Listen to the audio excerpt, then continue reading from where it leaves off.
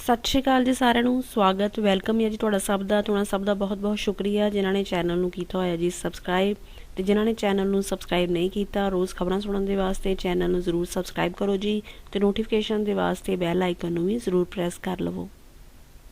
ਚੱਲਦੇ ਹਾਂ ਜੀ ਖਬਰਾਂ ਵੱਲ। ਤਾਂ ਸਭ ਤੋਂ ਪਹਿਲੀ ਖਬਰ ਇਟਲੀ ਦੇ ਵਿੱਚ ਮੁੜ ਕੁਝ ਏਰੀਆਜ਼ ਦੇ ਵਿੱਚ ਭੂਚਾਲ ਦੇ ਝਟਕੇ ਮਹਿਸੂਸ ਕੀਤੇ ਗਏ ਨੇ ਜੀ। ਖਾਸ ਕਰ ਸਿਚੀਲੀਆ ਸਟੇਟ ਦੇ ਵਿੱਚ ਜਿਹੜਾ ਏਰੀਆ ਹੈ ਜੀ ਸਿਰਾਕੂਜ਼ੇ, ਉਹਦੇ ਵਿੱਚ ਬਿਆਨ ਕੀਤਾ ਜਾ ਰਿਹਾ ਹੈ ਕਿ 4.2 ਮੈਗਨੀਟਿਊਡ ਦਾ ਆਇਆ ਜੀ ਭੂਚਾਲ ਰਾਤ ਦੇ ਸਮੇਂ। ਤੇ ਖਾਸ ਕਰ ਕਤਾਨੀਆ ਏਰੀਏ ਦੇ ਵਿੱਚ ਲੋਕ ਰਾਤ ਨੂੰ ਉੱਠ ਕੇ ਬਾਹਰ ਵੀ ਨਿਕਲੇ ਨੇ ਜੀ ਆਪਣੇ ਘਰਾਂ ਤੋਂ, ਕਿਉਂਕਿ ਭੂਚਾਲ ਦੇ ਜਿਹੜੇ ਝਟਕੇ ਉਹ ਕਾਫੀ ਜ਼ਿਆਦਾ ਸੀਗੇ ਲੋਕਾਂ ਦੇ ਵੱਲੋਂ। ਕਤਾਨੀਆ ਦੇ ਵਿੱਚ ਸਭ ਲੋਕਾਂ ਦੇ ਵੱਲੋਂ ਹੀ ਭੂਚਾਲ ਦੇ ਝਟਕੇ ਮਹਿਸੂਸ ਕੀਤੇ ਗਏ ਨੇ। ਹਾਲਾਂਕਿ ਦੱਸਿਆ ਜਾ ਰਿਹਾ ਹੈ ਕਿ ਉੱਦਾਂ ਕੋਈ ਵੀ ਜਾਨੀ ਜਾਂ ਮਾਲੀ ਜਿਹੜਾ ਨੁਕਸਾਨ ਹੈ ਜੀ ਉਹ ਨਹੀਂ ਹੋਇਆ, ਪਰ ਇਟਲੀ ਦੇ ਵਿੱਚ ਮੁੜ ਕੁਝ ਏਰੀਆਜ਼ ਦੇ ਵਿੱਚ ਸਿਚੀਲੀਆ ਸਟੇਟ ਦੇ ਵਿੱਚ ਭੂਚਾਲ ਦੇ ਝਟਕੇ ਜਿਹੜੇ ਆ ਜੀ ਉਹ ਮਹਿਸੂਸ ਕੀਤੇ ਗਏ ਨੇ, ਜਿਹਦੀ ਤੀਬਰਤਾ ਰਹੀ ਹੈ ਜੀ 4.2 ਮੈਗਨੀਟਿਊਡ।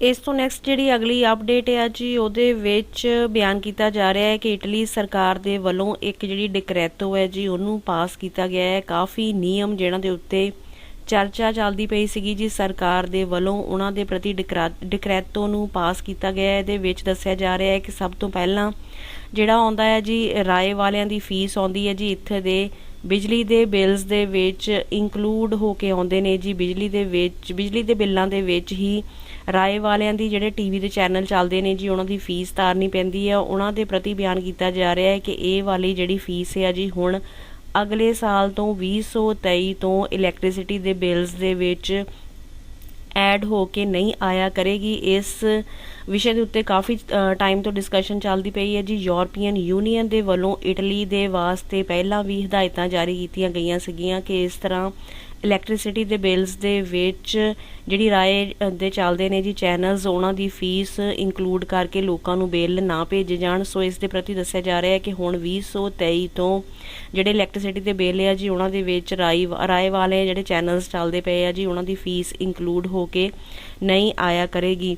ਉਸ ਤੋਂ ਬਾਅਦ ਦੱਸਿਆ ਜਾ ਰਿਹਾ ਹੈ ਕਿ ਜਿਹਨਾਂ ਵੀ ਲੋਕਾਂ ਦੇ ਆਪਣੇ ਬਿਜ਼ਨਸ ਆ ਜੀ, ਕਿਸੇ ਵੀ ਤਰ੍ਹਾਂ ਦੀ ਕੋਈ ਵੀ ਐਕਟੀਵਿਟੀ ਖੋਲ੍ਹੀ ਹੋਈ ਹੈ ਜੀ, ਉਹਨਾਂ ਦੇ ਵਾਸਤੇ ਜ਼ਰੂਰੀ ਕਰ ਦਿੱਤਾ ਗਿਆ ਹੈ ਜੀ ਸਰਕਾਰ ਦੇ ਵੱਲੋਂ ਕਿ ਉਹਨਾਂ ਦੇ ਕੋਲ ਪੇਮੈਂਟ ਲੈਣ ਵਾਸਤੇ ਕ੍ਰੈਡਿਟ ਜਾਂ ਡੈਬਿਟ ਕਾਰਡ ਦੇ ਥਰੂ ਪੇਮੈਂਟ ਲੈਣ ਵਾਸਤੇ ਜਿਹੜਾ ਸਿਸਟਮ ਹੋਣਾ ਹੈ ਜੀ ਉਹ ਜ਼ਰੂਰੀ ਕਰ ਦਿੱਤਾ ਗਿਆ ਹੈ। ਇੱਥੇ ਪਹਿਲਾਂ ਵੀ ਕਾਫੀ ਸਰਕਾਰ ਦੇ ਵੱਲੋਂ ਹਦਾਇਤਾਂ ਦਿੱਤੀਆਂ ਗਈਆਂ ਸੀਗੀਆਂ, ਪਰ ਹੁਣ ਜਿਹੜੀ ਡਿਕਰੈਤੋ ਪਾਸ ਕੀਤੀ ਗਈ ਹੈ ਜੀ ਉਹਦੇ ਵਿੱਚ ਮੁੜ ਬਿਆਨ ਕੀਤਾ ਜਾ ਰਿਹਾ ਹੈ ਕਿ ਇਸ ਸਾਲ ਦੇ 30 ਜੂਨ ਤੋਂ ਬਾਅਦ 30 ਜੂਨ 2022 ਤੋਂ ਬਾਅਦ ਬਹੁਤ ਜ਼ਿਆਦਾ ਚੈਕਿੰਗ ਹੋਇਆ ਕਰੇਗੀ ਕਿ ਤਾਂ ਇਹਦੇ ਵਿੱਚ ਜਿਹੜੇ ਵੀ ਲੋਕ ਕੋਈ ਵੀ ਆਪਣਾ ਕਾਰੋਬਾਰ ਖੋਲ੍ਹ ਕੇ ਬੈਠੇ ਹੋਏ ਨੇ ਉਹਨਾਂ ਨੂੰ ਜਿਹੜੀ ਅਗਰ ਕੋਈ ਕਸਟਮਰ ਕੋਈ ਗ੍ਰਾਹਕ ਤੁਹਾਨੂੰ ਪੇਮੈਂਟ ਕਰਨਾ ਚਾਹੁੰਦਾ ਹੈ ਜੀ ਕ੍ਰੈਡਿਟ ਕਾਰਡ ਜਾਂ ਡੈਬਿਟ ਕਾਰਡ ਦੇ ਥਰੂ ਕਾਰਡਸ ਦੇ ਥਰੂ ਪੇਮੈਂਟ ਕਰਨਾ ਚਾਹੁੰਦਾ ਹੈ, ਤੁਹਾਡੇ ਕੋਲ ਸਿਸਟਮ ਜਿਹੜਾ ਹੈ ਜੀ ਉਹ ਹੋਣਾ ਚਾਹੀਦਾ ਹੈ। ਪੇਮੈਂਟ ਲੈਣ ਦੇ ਵਾਸਤੇ ਤੁਸੀਂ ਮਨਾ ਨਹੀਂ ਕਰ ਸਕਦੇ।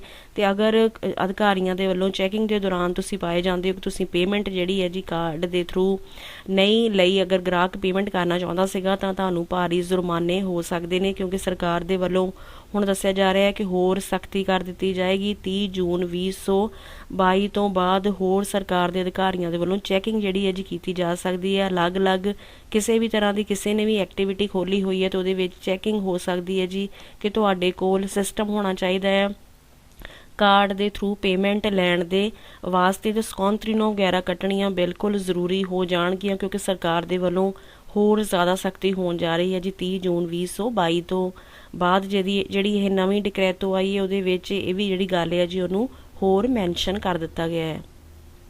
ਇਸ ਤੋਂ ਨੈਕਸਟ ਦੇਖਦੇ ਹਾਂ ਜੀ ਨੰਬਰ ਆਫ ਕੇਸਿਸ ਇਟਲੀ ਦੇ ਵਿੱਚ ਕਿੰਨੇ ਐਡ ਹੋਏ ਨੇ ਮਹਾਮਾਰੀ ਦੇ ਕਰਕੇ ਪਿਛਲੇ 24 ਘੰਟਿਆਂ ਦੇ ਦੌਰਾਨ।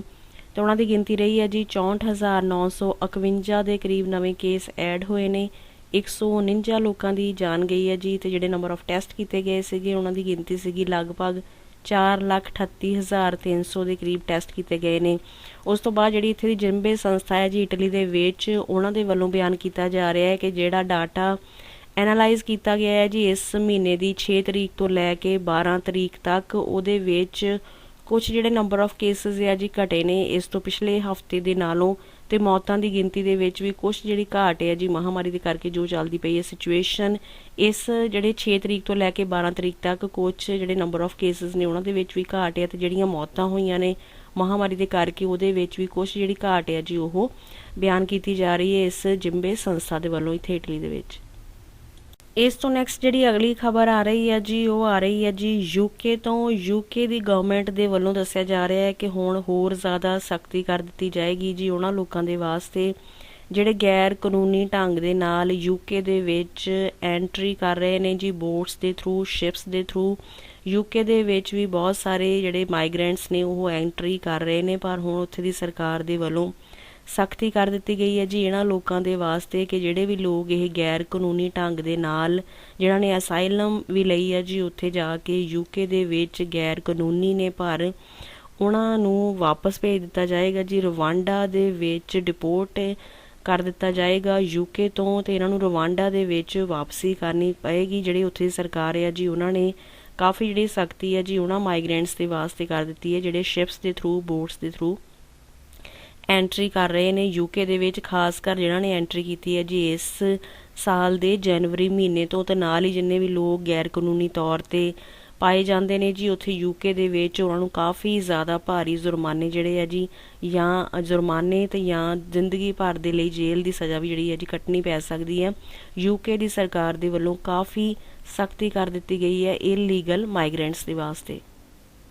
ਇਸ ਤੋਂ ਨੈਕਸਟ ਜਿਹੜੀ ਅਗਲੀ ਖਬਰ ਹੈ ਜੀ ਉਹਦੇ ਵਿੱਚ ਬਿਆਨ ਕੀਤਾ ਜਾ ਰਿਹਾ ਹੈ ਕਿ ਜਿਸ ਤਰ੍ਹਾਂ ਇੱਧਰ ਜਿਹੜੀਆਂ ਯੂਰਪ ਦੀਆਂ ਕੰਟਰੀਜ਼ ਆ ਜੀ ਉਹ ਲਗਾਤਾਰ ਇਸ ਡਿਸਕਸ਼ਨ ਦੇ ਵਿੱਚ ਨੇ, ਚਰਚਾ ਦੇ ਵਿੱਚ ਨੇ ਕਿ ਜਿਹੜੀ ਗੈਸ ਦੀ ਤੇ ਪੈਟਰੋਲ ਆਇਲ ਦੀ ਸਪਲਾਈ ਆਉਂਦੀ ਹੈ ਜੀ ਰਸ਼ੀਆ ਤੋਂ ਉਹਨੂੰ ਹੌਲੀ ਹੌਲੀ ਬੰਦ ਕਰ ਦਿੱਤਾ ਜਾਵੇ ਰਸ਼ੀਆ ਤੋਂ, ਤਾਂ ਕਿ ਰਸ਼ੀਆ ਦੇ ਉੱਤੇ ਹੋਰ ਫਾਈਨੈਂਸ਼ੀਅਲੀ ਪ੍ਰੈਸ਼ਰ ਬਣਾਇਆ ਜਾ ਸਕੇ। ਪਰ ਜਿਹੜੇ ਪ੍ਰੈਜ਼ੀਡੈਂਟ ਹੈਗੇ ਨੇ ਜੀ ਰਸ਼ੀਆ ਦੇ, ਪੁਤਿਨ, ਉਹਨਾਂ ਦੇ ਵੱਲੋਂ ਬਿਆਨ ਕੀਤਾ ਜਾ ਰਿਹਾ ਹੈ ਕਿ ਅਗਰ ਯੂਰਪੀਅਨ ਕੰਟਰੀਜ਼ ਗੈਸ ਜਿਹੜੀ ਹੈ ਜੀ ਲੈਣੀ ਬੰਦ ਕਰ ਦੇਣਗੇ, ਰਸ਼ੀਆ ਦੇ ਕੋਲੋਂ ਜਿਹੜਾ ਚੱਲਦਾ ਹੈ ਜੀ ਇੱਧਰ ਦੇ ਵਾਸਤੇ ਗੈਸ ਦਾ ਇੰਪੋਰਟ ਦਾ ਸਿਸਟਮ ਅਗਰ ਉਹ ਬੰਦ ਕਰ ਦੇਣਗੇ, ਤੇ ਇਹ ਕੰਟਰੀਜ਼ ਅਗਰ ਗੈਸ ਤੇ ਆਇਲ ਦੀ ਸਪਲਾਈ ਹੋਰ ਕੰਟਰੀਜ਼ ਤੋਂ ਲੈਣਗੀਆਂ ਤਾਂ ਇਹਨਾਂ ਦੀ ਅਰਥ ਵਿਵਸਥਾ ਦੇ ਉੱਤੇ ਬਹੁਤ ਮਾੜਾ ਅਸਰ ਪਏਗਾ। ਇਸ ਤਰ੍ਹਾਂ ਪੁਤਿਨ ਦੇ ਵੱਲੋਂ ਬਿਆਨ ਕੀਤਾ ਜਾ ਰਿਹਾ ਹੈ ਕਿ ਅਗਰ ਇਹ ਯੂਰਪ ਦੀਆਂ ਕੰਟਰੀਜ਼ ਗੈਸ ਦੀ ਸਪਲਾਈ ਰਸ਼ੀਆ ਤੋਂ ਬੰਦ ਕਰਨਗੀਆਂ ਤਾਂ ਇਹਨਾਂ ਦੇ ਉੱਤੇ ਕਾਫੀ ਜਿਹੜਾ ਫਾਈਨੈਂਸ਼ੀਅਲ ਬੋਝ ਹੈ ਦੀ ਯੂਰਪੀਅਨ ਕੰਟਰੀਜ਼ ਦੇ ਉੱਤੇ ਪੈ ਜਾਏਗਾ, ਤੇ ਬਹੁਤ ਜ਼ਿਆਦਾ ਜਿਹੜੀ ਮਹਿੰਗੀ ਗੈਸ ਆ ਉਹ ਆਮ ਲੋਕਾਂ ਨੂੰ ਮਿਲੇਗੀ। ਇਸ ਤਰ੍ਹਾਂ ਪੁਤਿਨ ਨੇ ਜੀ ਉਹਨਾਂ ਦੇ ਵੱਲੋਂ ਵੀ ਬਿਆਨ ਕੀਤਾ ਜਾ ਰਿਹਾ ਹੈ ਕਿ ਯੂਰਪੀਅਨ ਕੰਟਰੀਜ਼ ਪੂਰੀ ਤਰ੍ਹਾਂ ਡਿਪੈਂਡੈਂਟ ਨੇ ਰਸ਼ੀਆ ਦੇ ਵੱਲੋਂ, ਤੇ ਅਗਰ ਇਹ ਸਪਲਾਈ ਕਿਸੇ ਹੋਰ ਕੰਟਰੀ ਤੋਂ ਲੈਣਗੀਆਂ ਤਾਂ ਇਹਨਾਂ ਕੰਟਰੀਜ਼ ਦੀ ਅਰਥ ਵਿਵਸਥਾ ਦੇ ਉੱਤੇ ਵੀ ਬਹੁਤ ਜ਼ਿਆਦਾ ਮਾੜਾ ਅਸਰ ਪਏਗਾ। ਇਸ ਤਰ੍ਹਾਂ ਦੁਬਾਰਾ ਜਿਹੜੇ ਪੁਤਿਨ ਨੇ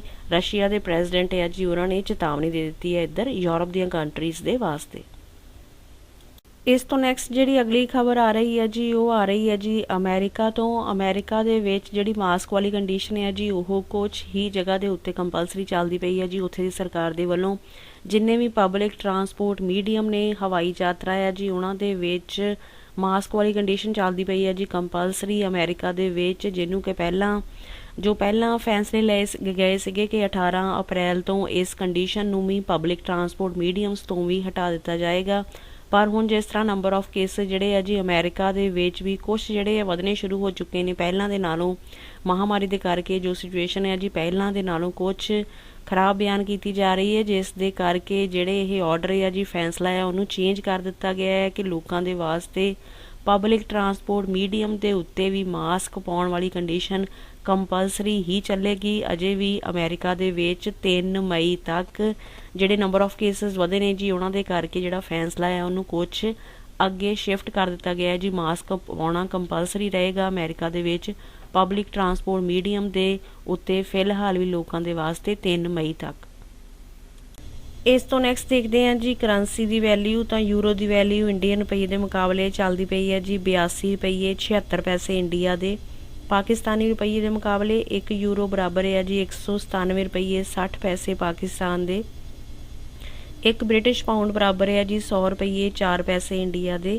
1 ਆਸਟ੍ਰੇਲੀਅਨ ਡਾਲਰ ਬਰਾਬਰ ਹੈ ਜੀ 56 ਰੁਪਈਏ 70 ਪੈਸੇ ਇੰਡੀਆ ਦੇ। 1 ਕੈਨੇਡੀਅਨ ਡਾਲਰ ਬਰਾਬਰ ਹੈ ਜੀ 60 ਰੁਪਈਏ 29 ਪੈਸੇ ਇੰਡੀਆ ਦੇ। ਤੇ 1 ਨਿਊਜ਼ੀਲੈਂਡ ਡਾਲਰ ਬਰਾਬਰ ਹੈ ਜੀ 52 ਰੁਪਈਏ 10 ਪੈਸੇ ਇੰਡੀਆ ਦੇ। ਇਹ ਸੀ ਜੀ ਫਿਰ ਕੁਝ ਖਾਸ ਖਬਰਾਂ। ਜੇ ਨਿਊਜ਼ ਕੰਟੈਂਟ ਠੀਕ ਲੱਗਾ ਤਾਂ ਵੀਡੀਓ ਨੂੰ ਲਾਈਕ ਕਰ ਦਿਓ, ਤੇ ਜੇ ਤੁਸੀਂ ਅਜੇ ਤੱਕ ਚੈਨਲ ਨੂੰ ਸਬਸਕ੍ਰਾਈਬ ਨਹੀਂ ਕੀਤਾ ਤਾਂ ਰੋਜ਼ ਖਬਰਾਂ ਸੁਣਨ ਦੇ ਵਾਸਤੇ ਚੈਨਲ ਨੂੰ ਜ਼ਰੂਰ ਸਬਸਕ੍ਰਾਈਬ ਕਰ ਲਓ ਜੀ। ਠੀਕ ਹੈ ਜੀ, ਆਪਣਾ ਤੇ ਆਪਣੇ ਫੈਮਿਲੀ ਮੈਂਬਰਸ ਦਾ ਰੱਖੋ ਜੀ ਧਿਆਨ। ਧੰਨਵਾਦ, ਸਤਿ ਸ਼੍ਰੀ ਅਕਾਲ।